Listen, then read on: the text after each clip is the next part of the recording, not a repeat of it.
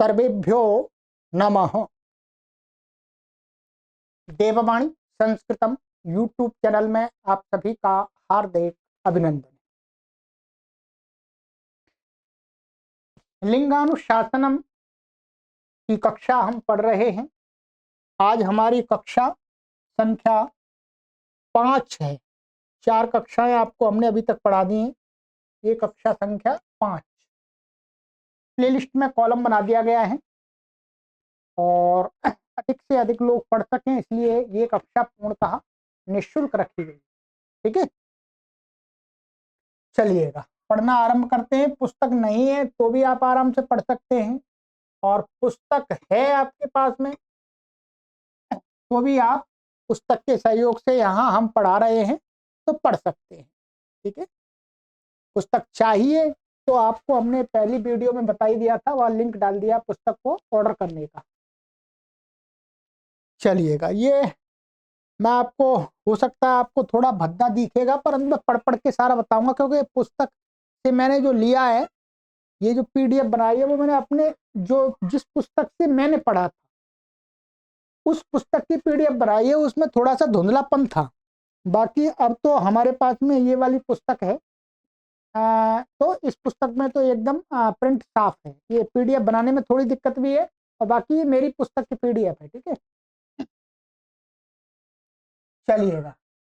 तो वैसे सब दिख रहा होगा, कोई परेशानी नहीं है। हमने 69 सूत्र पढ़ लिए थे।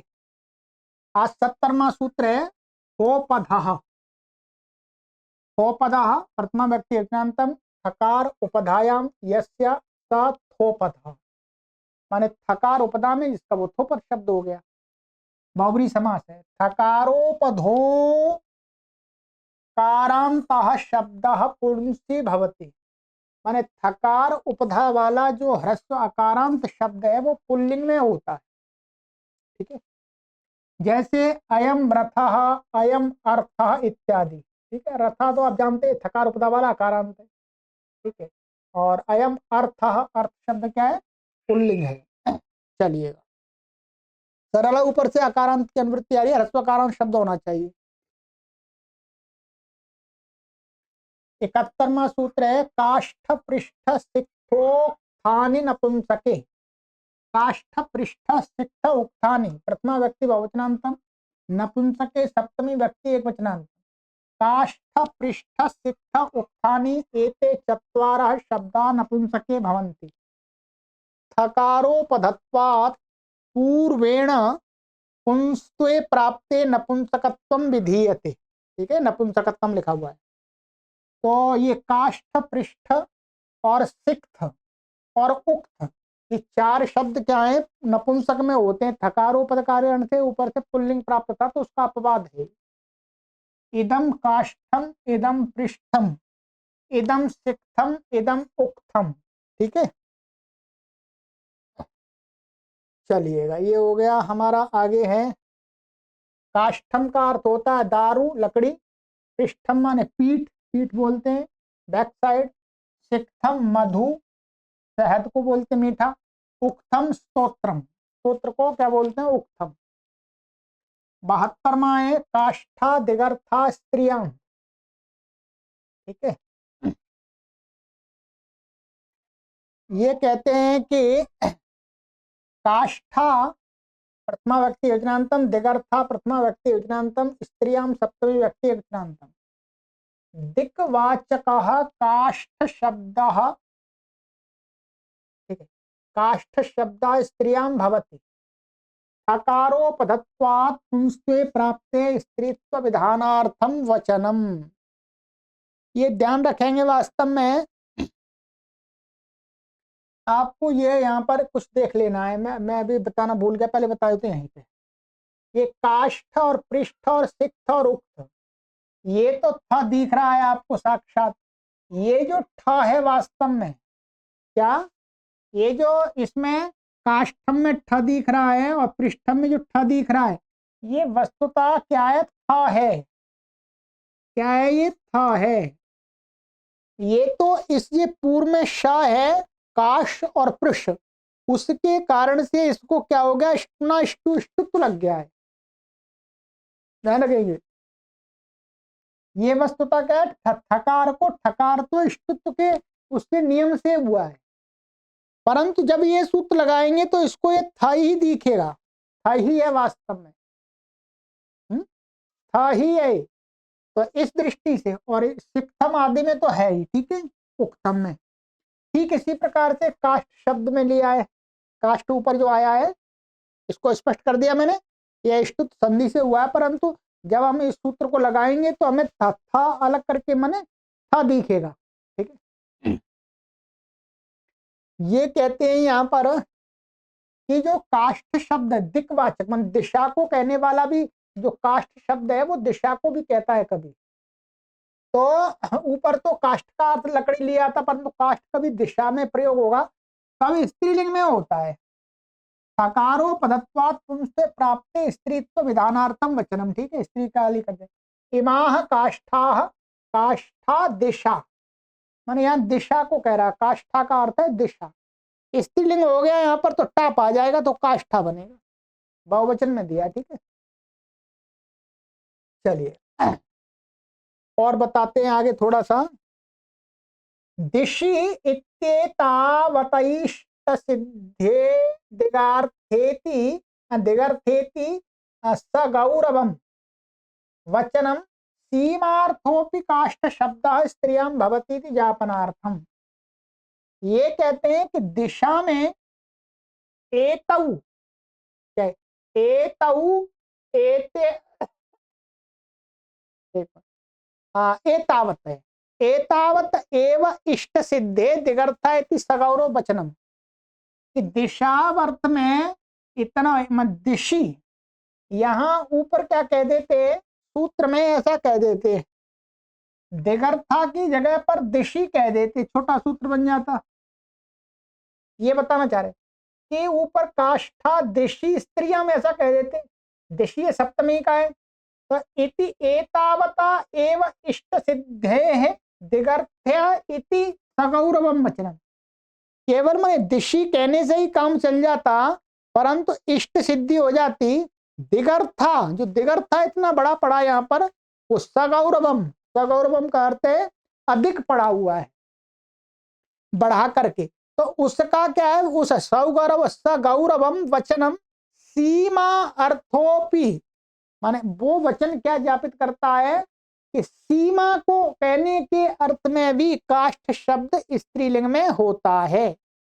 यथा च कवि कालिदास प्रयोग, कालिदास ने अपने किसी पुस्तक में प्रयोग किया है, स्वयं विशीर्ण विशीर्ण द्रुम पर्ण वृत्तिता पराहि काष्ठा। तो यहाँ पर सीमा के अर्थ में किया है, परा सीमा, तो सीमा के अर्थ में भी क्या है, ये स्त्रीलिंग होता है, केवल दिशा के अर्थ में ही नहीं। तो ये यहां से ज्ञापित कर लिया इन्होंने, ठीक है, ये समझ में आ गया होगा, क्योंकि दिशि से ही काम चल सकता, तो दिगर्था इसमें तो व्यंजन अधिक अक्षर हो गए ना, और कम से, तो इसलिए ये ज्ञापित करने के लिए कि सीमा अर्थ में भी स्त्रीलिंग होता है। सीमा माना इससे दिशा से भिन्न अर्थ में भी स्त्रीलिंग होता है, बस ये ज्ञापित हो रहा है, तो प्रयोग दिखा दिया इन्होंने। 73 तीर्थ प्रोथ यूथ गाथानि नपुंसके च, तीर्थ प्रोथ यूथ गाथानि प्रथमा व्यक्ति बहुवचनान्त नपुंसके सप्तम व्यक्ति यजनान्त चाभ्यपदम। तीर्थ प्रोथ यूथ गाथानि एते चत्वारः शब्दा पुंसी नपुंसके च भवन्ति। ये तीर्थ प्रोथ यूथ गाथ, ये शब्द चार क्या पुल्लिंग में भी होते, नपुंसकलिंग में भी होते हैं। हकारोपधत्वात् पुंस्त्वे प्राप्ते पक्षे नपुंसकार्थम वचनम, हकार की उपधा वाले सभी, इसलिए अकारांत है, जब पुल्लिंग में प्राप्त था तो नपुंसक में भी हो जाए, इसलिए वचन है। चकारेणात्र प्रकरण वशात पुंसीत्यनुषज्यते न स्त्रियाम, और कहते हैं चकार के द्वारा, यहाँ पर सूत्र में चकार प्रकरण वशात, प्रकरण के वश, प्रकरण के वशीभूत होने से क्या वश, पुंसी अनुषज्यते, ऊपर से केवल पुल्लिंग की अनुवृत्ति आती है, ना स्त्रियम। स्त्रीलिंग स्त्री की स्त्रियम, जो इससे पहले सूत्र में स्त्रियम था उसकी अनुवृत्ति नहीं आती। जैसे तीर्था तीर्थम, प्रोथा प्रोथम, यूथा यूथम, गाथा गाथम। तीर्थ पुण्य स्थानम, तीर्थ बोलते ही, प्रोथा शूकर नासिका, यूथा सजातीय समूह, यूथा माने झुंड, माने अपने समान उसका झुंड, ठीक है। शूकर नासिका, सुअर की नासिका को बोलते प्रोथा यूथ है। गाथा गीतम भजनम इत्यादिकम, ठीक है। गाथा माने गीत भजन। चलिएगा, बहुत सुंदर है, सरल है बिल्कुल, इससे सरल तो मुझे कुछ लग नहीं रहा। 74 नोपधा, नोपधा प्रथमा व्यक्ति वचनांतम नकारा उपधायाम यस्य स नोपधा, ठीक है, बहुब्री समास हो गया। नकारोपधोकारांता शब्द पुंसी भवति, नकार उपधा में है जिसकी और ह्रस्वकार अंत में, ऐसे शब्दों पुल्लिंग में होते हैं। आयम इनह, माने इनह लिखा, ठीक है, ये क्या है, आयम इनह, आयम इनह अलग अलग है, अयम फेनः इत्यादि, ठीक है। तो यहां पर इन्होंने इसका अर्थ, अच्छा, इना का अर्थ मैंने लिख दिया है ईश्वर, ये मैंने अपनी पुस्तक जो पढ़ी है ना, पढ़ते समय लिख लिया है कुछ कुछ, ईश्वर राजा आदि अर्थ है इनह का। यहाँ पर फेना का अर्थ होता है झाग, जो समुद्र आदि में झाग होते हैं फैन, अथवा जो साबुन आदि का झाग होता है उसको बोलते हैं, ठीक है। 75वां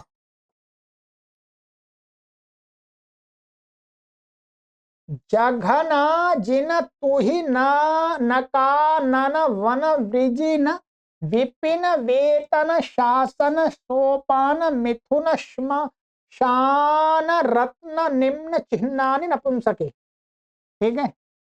चलिएगा, बहुत सारे इसके अंदर शब्द हैं, देख लेते हैं। ये सभी क्या है, पड़े हुए। जघन आजिन तुहिन कानन वन वृजिन विपिन वेतन शासन सोपान मिथुन शमशान रत्न निम्न चिन्हानि, प्रथमा व्यक्ति बहुवचनांतम, नपुंसके सप्तमी व्यक्ति एकवचनांतम। जघन अजिन तुहिन कानन वन वृजिन विपिन वेतन शासन सोपान मिथुन शमशान रत्न निम्न चिन्हानि एते पंचदश शब्दा नपुंसके भवन्ति, ये नपुंसक लिंग में होते हैं। कहते हैं नोपधत्वात् पुंस्त्वे प्राप्ते नपुंसकत्वं विधीयते, नकार उपधा वाले सभी शब्द पुल्लिंग प्राप्त था तो नपुंसक लिंग कर दिया, और इसमें कुछ विशेष ऐसा नहीं है। इदम जघनम, इदम अजिनम, इदम तुहिनम, इदम काननम, इदम वनम, इदम वृजिनम, इदम विपिनम, इदम वेतनम, इदम शासनम, इदम सोपानम, इदम मिथुनम, इदम शमशानम, इदम रत्नम, इदम निम्नम, इदम चिन्हम, ठीक है। चलिएगा,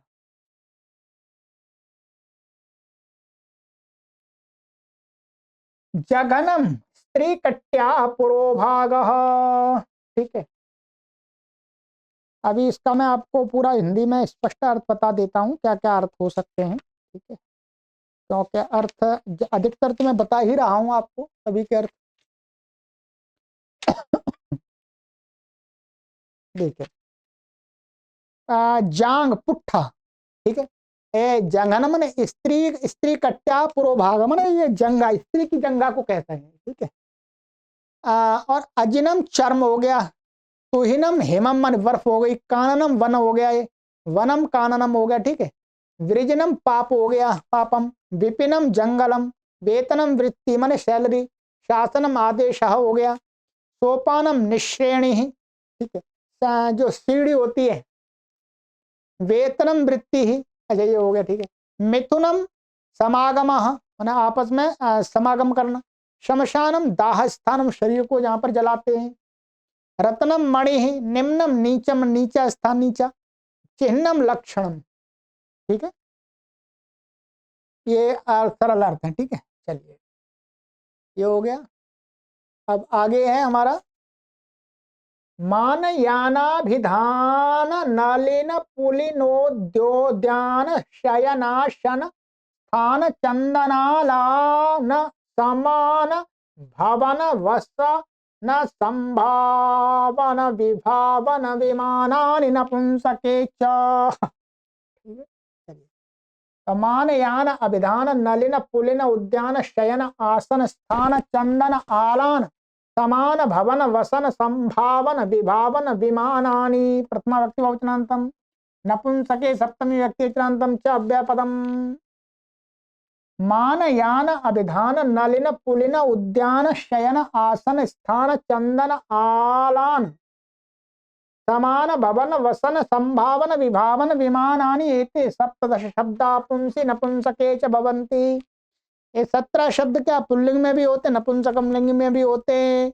नोपदत्वात् पूर्वेण पुंस्ते प्राप्ते पक्षे नपुंसकार्थम वचनम। नकार उपदा वाले होने के कारण से पुल्लिंग में प्राप्त था, तो उसको पक्ष में नपुंसक का विधान करने के लिए सूत्र बना दिया है। मान हमानम यान हयानम, ठीक है, पुल्लिंग भी होता। अभिधान अभिधानम नलिन नलिनम। यहाँ पर ध्यान ये रखेंगे कि ये प्रसिद्ध शब्द है मानम, ये प्रयोग में अधिकतर नपुंसकलिंग में दिखता है, परंतु पुल्लिंग भी मिलता है कहीं कहीं। ऐसे ही यानम प्रयोग में नपुंसकलिंग दिखता है, परंतु पुल्लिंग भी है याना। ऐसे अभिधानम भी क्या है, प्रयोग में नपुंसकलिंग अधिक दिखता है, परंतु पुल्लिंग भी है। नलिना नलिनम पुलिना पुलिनम उद्याना उद्यानम, ये भी नपुंसकलिंग दिखता है, परंतु पुल्लिंग भी इसका प्रयोग है। शयना शयनम, ऐसे शयन शब्द भी बहुत प्रयोग होता है, परंतु नपुंसकलिंग में होता है, परंतु इसका पुल्लिंग में भी है। पुल्लिंग भी आप प्रयोग कर सकते हैं। आसन आसनम, ये प्रचलित शब्द हैं। स्थान स्थानम, इसके सभी के नपुंसकलिंग अधिक प्रयोग है। चंदन चंदनम, ये नपुंसकलिंग। आलान आलानम समान समानम, ये दोनों होता। भवन भवनम, इसका भी नपुंसकलिंग का प्रयोग अधिक है, परंतु पुल्लिंग भी मिलता है। वसन वसनम संभावन संभावनम विभावन विभावनम विमान विमानम। चलिए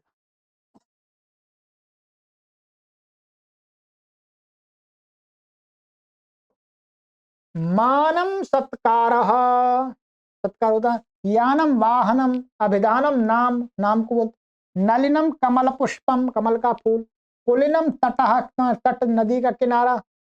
उद्यानम उपवन होता है। शयनम पर्यंकः, यहाँ शयनम माने चारपाई खाट पलंग आदि।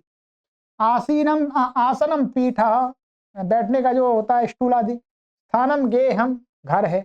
चंदनम मलयजः, चंदन तो चंदन होता है, खुशबू वाला होता है जो मलय पर्वत से उत्पन्न होने वाला। आलानम बंधनम समानम सदृशम भवनम गृहम वसनम वस्त्र संभावनम संभावना विभावनम कल्पना, विभावना माने कल्पना। विमानम व्योमयानम देवरथ, माने इसको एरोप्लेन बोलते हैं। तो ये कोई एरोप्लेन काफी पुराना है, भारत की संस्कृति में काफी पुराना चला हुआ है एरोप्लेन, माने यान विमान। अंग्रेजों की खोज से भी काफी पहले थोड़ा अलग टाइप के थे, परंतु ये है तो बहुत पुराना, बहुत पुराना है। परंतु भारत के मध्यकाल में उसका जो उसमें जो प्रोन्नति थी वो रुक गई, लोग वहीं पर ठहर गए, इसलिए आगे नहीं बढ़ पाए। जबकि इस यान विद्या का जो बीज था वो तो बहुत प्राचीन काल से ही भारत के अंदर था, परंतु उसको डेवलप नहीं कर पाए। ये हमारा दुर्भाग्य रह गया, और इस दुर्भाग्य में कई कारण हैं, कई कारण हैं, ठीक। और अंग्रेजों ने बहुत बाद में वो लाए, परंतु उन्होंने डेवलप बहुत तेजी से कर दिया। उसमें इंप्रूवमेंट कह सकते हैं उसको, डेवलप ने और बढ़ाता गए, उसके स्तर को बढ़ाते गए। ये काम हम नहीं कर पाए, जबकि हमारे पास इस विद्या का बीज तो था। चलिए पोपधा, पोपधा प्रथमा व्यक्ति अंदर पकार उपधायाम पोपधा। पोपधोकारांत शब्द पुंसी भवती, पकार उपधा वाला रस्वकारांत शब्द पुल्लिंग में होता है। अयम यूपा अयम दीपा अयम सर्पा इत्यादि, ये सरल है। यूपा का अर्थ होता है खंबा, दीप मन दिया, और अयम सर्प, सर्प सांप, ये पुल्लिंग होते हैं पकार उपदा वाले। फिर उसका अपवाद बताते हैं जी 78। पाप रूपोडप तल्प शिल्प पुष्प शष्प समीपांतरा री पाणी नपुंसके।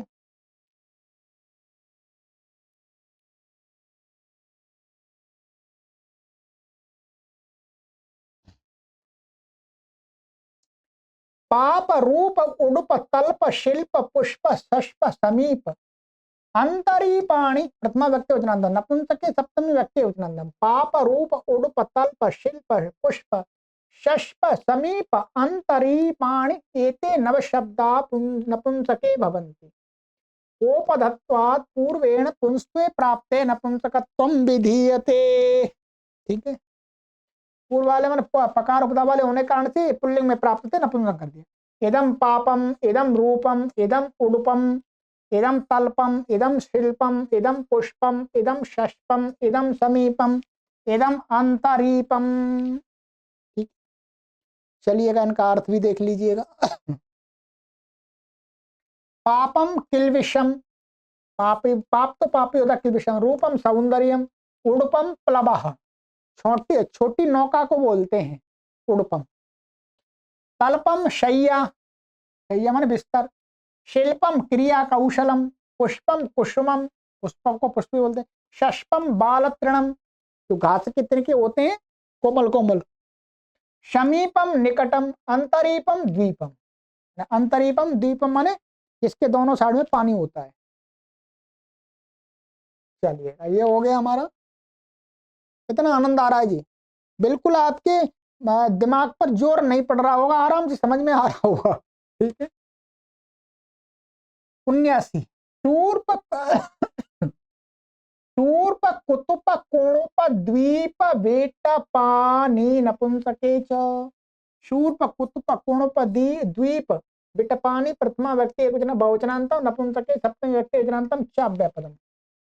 शूर्प कुतुप कोणुप द्वीप विटपानी एते पंच शब्दा पुंसी नपुंसके च भवन्ति। ये 5 शब्द क्या पुल्लिंग में भी होते हैं नपुंसकलिंग में भी होते हैं। कोपदत्वात् पूर्वेण पुंस्त्वे प्राप्ते पक्षे नपुंसकार्थम वचनम। पकार उपदा वाले होने के कारण से पुल्लिंग में प्राप्त थे तो पक्ष में नपुंसकलिंग भी कर दिया। शूर्पः शूर्पम, कुतुपः कुतपः कुतपम, कुणपः कुणपम, द्वीपः द्वीपम। ठीक है, चलिएगा इनका अर्थ भी देख लीजिएगा जी। शूर्पः प्रस्फोटनम, प्रस्फोटनम शूर्पा उसको बोलते हैं जो पहले जमाने में ऐसे जो गेहूं आदि को साफ करते थे, ऐसे ऐसे ऐसे करके। हमने तो देखा है, आपने देखा हो या नहीं देखा हो, शूर्प उसको बोलते हैं। कुतुपा अहनोष्टमान अहना अष्टमोंसः, माने दिन का 8वां अंश को कुतप कहा गया है। ठीक है, बाकी इसमें मेरे पास दूसरी सिद्धांत कौमुदी है, इसमें क्या अर्थ है इसको भी देख लेते हैं थोड़ा सा।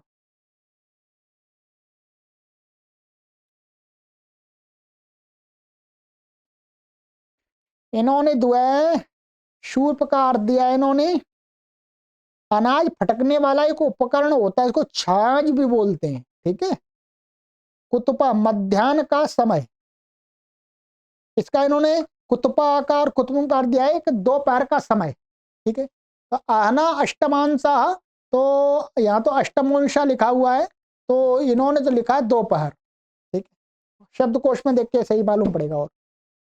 और इसमें लिखा हुआ कुश, कुश को भी बोलते हैं यही कुतपः। कंबल विशेष है, कंबल विशेष का नाम भी है। सूर्य, सूर्य को भी बोलते हैं कुतप, और अग्नि को भी बोलते हैं कुतप। इतना दिया इन्होंने। ठीक है, और कुणपः शवम।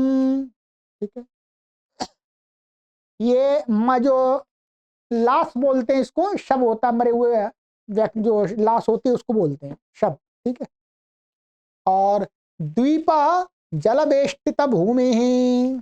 ठीक है, ऐसा टापू जिसके दोनों भागों में जल होते हैं, मध्य भाग में भूमि होती है, वह स्थान द्वीप कहलाता है।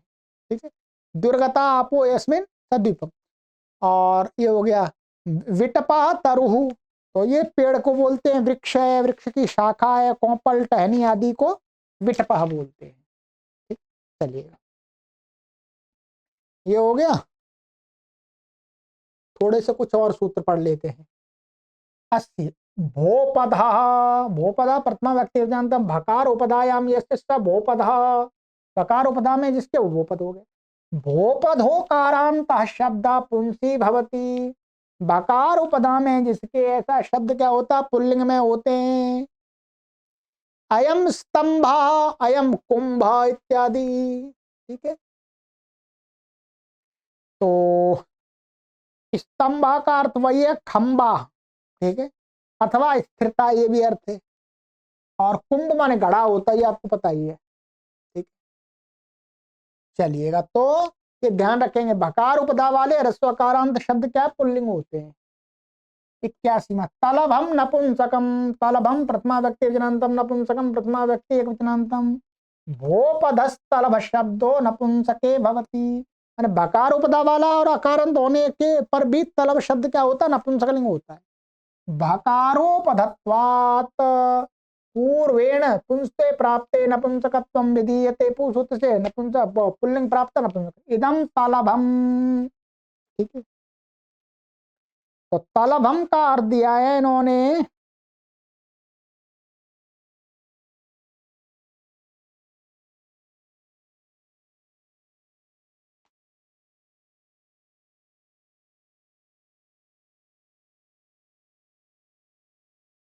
तलभम का अर्थ इन्होंने दिया ही नहीं है, तो कोश में देख सकते हैं इसको। ठीक है, कोश में देख लीजिएगा क्या अर्थ है तलभम। तलभ शब्द का प्रयोग किस अर्थ में हो रहा है इसमें दिया नहीं, इसमें भी नहीं दिया और यहाँ पर भी नहीं दिया। और मैं और एक पुस्तक मेरे पास में उसको भी देख लेता हूँ थोड़ा सा।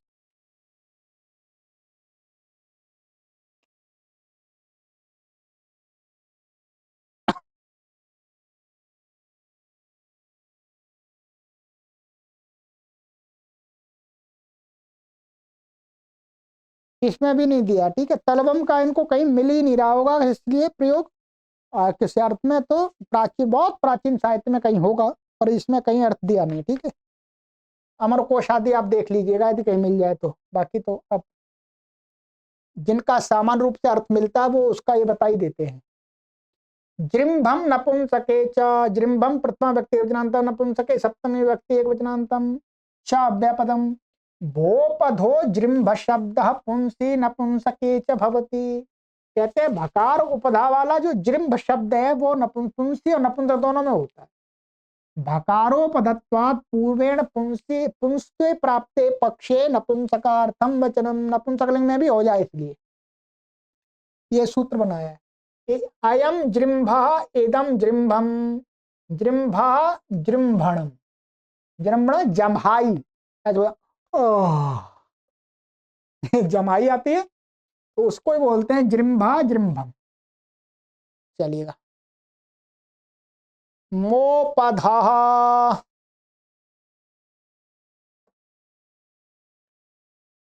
मोपधा प्रथमा व्यक्ति जानता, मकार उपधायाम यस्य मोपधा, मोपधो कारांत शब्द पुंसी भवति, मकार उपधा वाला ह्रस्वकारांत शब्द पुल्लिंग में होता है। अयम सोमायम भीमा इत्यादि सब मकार उपधा वाले ह्रस्वकारांत है। तो बस ये सरल है, मकार उपधा वाले शब्द आपको दिखेंगे, पुल्लिंग दिखेंगे ज्यादातर। अब अपवाद बता देते हैं, साथ साथ में उसका अपवाद भी बता देंगे। ये है रुक्म सिद्धमा युद्धमा इधमा गुलमा अध्यात्म कुंकुमानी नपुंसके। रुक्म सिद्धमा युद्धमा इधमा, और जूम कर देता हूं मैं, गुलमा अध्यात्म कुंकुमानी प्रथमा व्यक्ति वचनांत, नपुंसके सप्तमी व्यक्ति एक वचनांत। रुक्म सिद्धमा युद्धमा इधमा गुलमा अध्यात्म कुंकुमानी एते सप्त शब्दा नपुंसके भवन्ति, ये नपुंसकलिंग में होते। मोपदत्वात् पूर्वेण पुंस्त्वे प्राप्ते नपुंसकत्वं वृद्धीयते, मकार उपधा वाला होने के कारण से पुल्लिंग में प्राप्त था तो ये नपुंसकलिंग में कर दिया इससे। इदम रुक्मम, इदम सिद्धमम, इदम युद्धमम, इदम इधमम, इदम गुलमम, इदम अध्यात्मम, इदम कुंकुमम। अब इनका अर्थ भी दे दिया है, अर्थ भी दिखा देता हूं मैं। रुक्मम सुवर्णम, सोने को बोलते हैं रुक्म। सिद्धमम कुष्ठ रोग, ये को जो कोड़ होता है, एक रोग होता है कोड़। युद्धमम युद्ध होता है। ईधमम ईंधनम, ईंधन होता है। गुल्मम अप्रकांड वृक्ष, जिसकी बड़ी शाखा नहीं होती, मतलब छोटी छोटी शाखाओं वाला वृक्ष है, उसको बोलते हैं गुल्मम। अध्यात्मम ब्रह्म, या ब्रह्म अर्थ लिया है परमात्मा। कुंकुमम कश्मीर जन्म, कुंकुमम का अर्थ है कश्मीर में उत्पन्न होने वाला।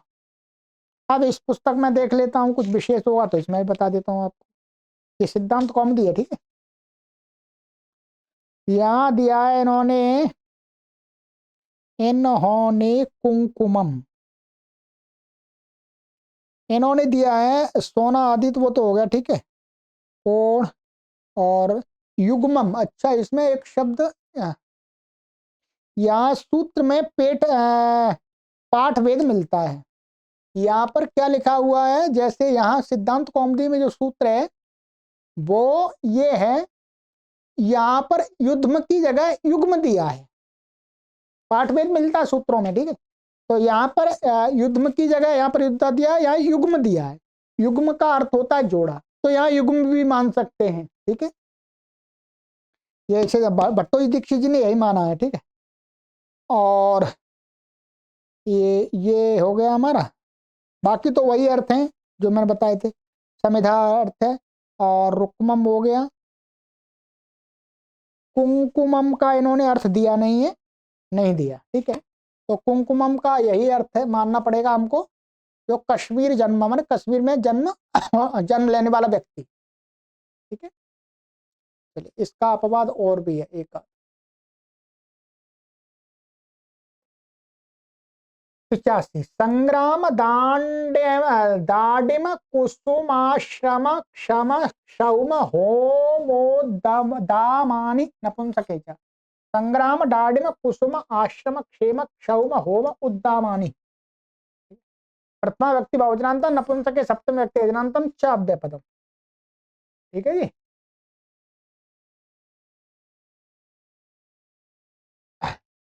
संग्राम दाडिम कुसुम आश्रम क्षेम क्षौम हौम उद्दामानि एते अष्टौ शब्दाः, ठीक है। अष्टौ शब्द है, एते अष्टौ शब्दा पुंसी नपुंसके च भवन्ति। ये 8 शब्द क्या पुल्लिंग में और नपुंसकलिंग दोनों में होते हैं।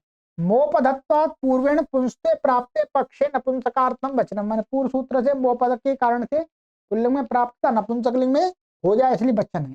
संग्रामः संग्रामम, दाडिमः दाडिमम, ठीक है। सरलार्थ है इनके।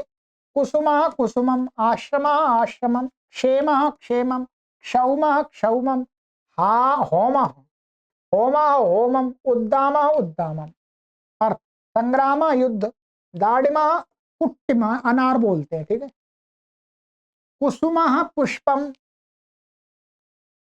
आश्रमः मुनीनाम वास स्थानम, माने आश्रम माने यहाँ पर पहले मुनि लोग रहते थे, तो उस स्थान को आश्रम कहा जाता था। क्षेमः मंगलम, क्षौमः दुकूलम, होमः हवनम, उद्दामः बंधन रहता स्वतंत्र, ठीक है। तो यहाँ पर ये अर्थ दिया है, ये तो सरल है। क्षौम दुकूलनम का अर्थ है रेशमी वस्त्र, होमा हवन है ही, उद्दाम माने बंधन रहित स्वतंत्र, माने उद्दाम माने स्वतंत्र, रस्सी रहित, ठीक है। चलिएगा, अभी तो ये चलता रहेगा, अभी तो ये इसी प्रकार से चलते रहेंगे, ठीक है। अब आगे की कक्षा में पढ़ेंगे, ठीक है। चलिएगा, तो अब अगला सूत्र मोपद आ गया, मोपद के बाद यो पद आ जाएगा, ठीक है। चलिए आगे कक्षा में ही देखेंगे, ठीक है। आनंद आ रहा है। ये महर्षि पाणिनि का एक जो लघु उपदेश है पंचोपदेश में, आप उसको आराम से पढ़ पा रहे हैं, ठीक है। बहुत सारे तो संस्कृत के लोगों को पता ही नहीं होगा कि लिंगानुशासन क्या चीज है। मैं आप तक पहुंचा तो रहा हूं, इतना मेरा तो धन्यवाद कर दीजिएगा। और मित्रों ध्यान देंगे, ये कक्षा हम पूर्णतः निःशुल्क चलाते हैं, परंतु आप सभी जानते हैं कि निःशुल्क चलाने से ये निःशुल्क व्यवस्था नहीं हो जाती। इस व्यवस्था को बनाने में अपना मैं पूरा समय देता हूं, पूरा समय इसी कार्यक्रम में देता हूं मैं। और मेरा जीवन, मैं गृहस्थी आदमी हूं, परिवार के साथ रहता हूं। तो इस महंगाई के समय में आप सभी जान सकते हैं कि कितने खर्चे होते हैं। सबसे पहला तो खर्चा हमारा इस व्यवस्था को संचालित करने के लिए हमें व्यवस्था जुटानी पड़ती है, ठीक है। ये पूरा हमारा इसको संचालित करने, फिर उसके लिए हमें अपना जीवन भी चलाना है। बालक हैं, पत्नी है, और जो परिवार के लोग होते हैं उनको सारी व्यवस्था भी देनी होती है, क्योंकि हम कोई दूसरी जगह जॉब कर देंगे तो नहीं जाते। इसलिए आप सभी का भी परम कर्तव्य बनता है कि आप पढ़िए खूब, सबको पढ़ाने के लिए कार्य कर रहे हैं। अपने सामर्थ्य के अनुसार आर्थिक दान के रूप में सहयोग भी करते रहिए, ठीक है, जितना भी बन पड़ता है। मैंने इस वीडियो के डिस्क्रिप्शन में अकाउंट का डिटेल दे दिया है, उस अकाउंट में आप अपना सहयोग हमें भेज सकते हैं, ठीक है। बाध्यता नहीं है, बाध्यता नहीं, ध्यान रखेंगे। आप 1 रुपया भी देंगे तो भी हमें सहयोग प्राप्त होगा, आप 10,000 रुपए देंगे तो भी हमें सहयोग प्राप्त होगा। ये कार्य हमारा आगे बढ़ेगा, ठीक है। चलिएगा, सभी को सादर नमस्ते।